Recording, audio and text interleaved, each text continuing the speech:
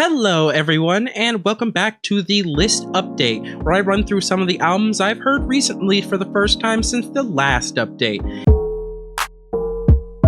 And this time, let's just get into it. Aisle 11 by Jesse Pilgrim.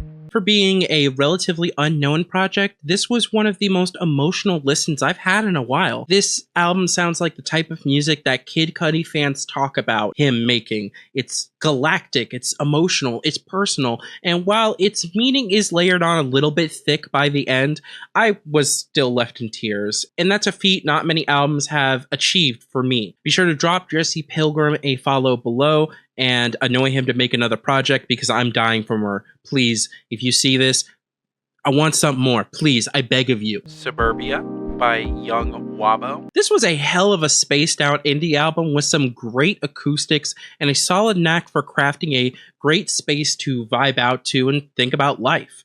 If you're looking for some indie folk kind of mixed with some R&B, this is a good project to start out, as well as continuing to support independent artists making dope shit. Per usual, be sure to drop them a follow here or below for more. Get Rich or Die Trying by 50 Cent. The 2000s are over, and this album was okay.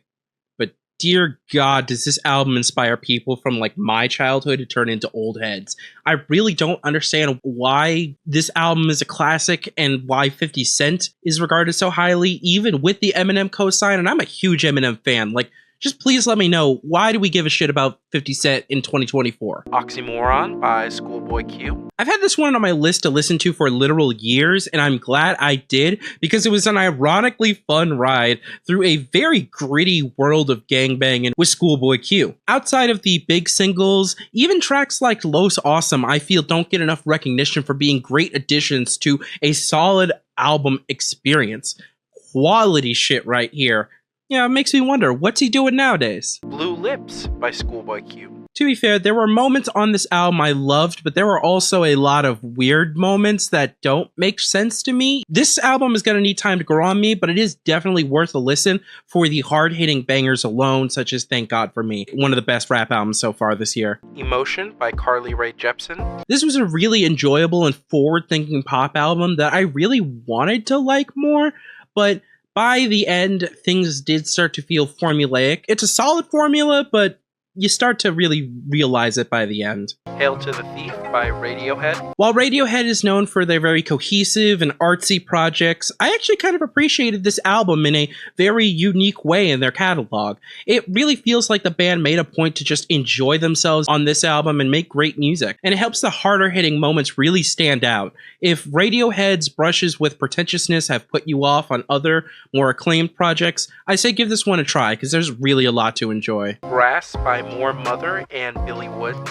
I checked this out exclusively because that album cover looks straight out of the Uncanny Valley, which of course means it's going to be amazing. And I was right. This abstract and experimental hip-hop album wasn't as heavy or industrial as I expect, but does have some of the best atmosphere that I have heard out of this, I guess, spooky of a rap project, especially if you really like sound design. If you like the weird, but maybe aren't a fan of harsher noise when I say weird, you should check this out. She Reaches Out to She Reaches Out to She by Chelsea Wolfe. I'm gonna keep it a buck. I checked this one out because Fantano gave it like a relatively high score. I didn't even watch the review. I just saw a 9 and trip hop in the tags.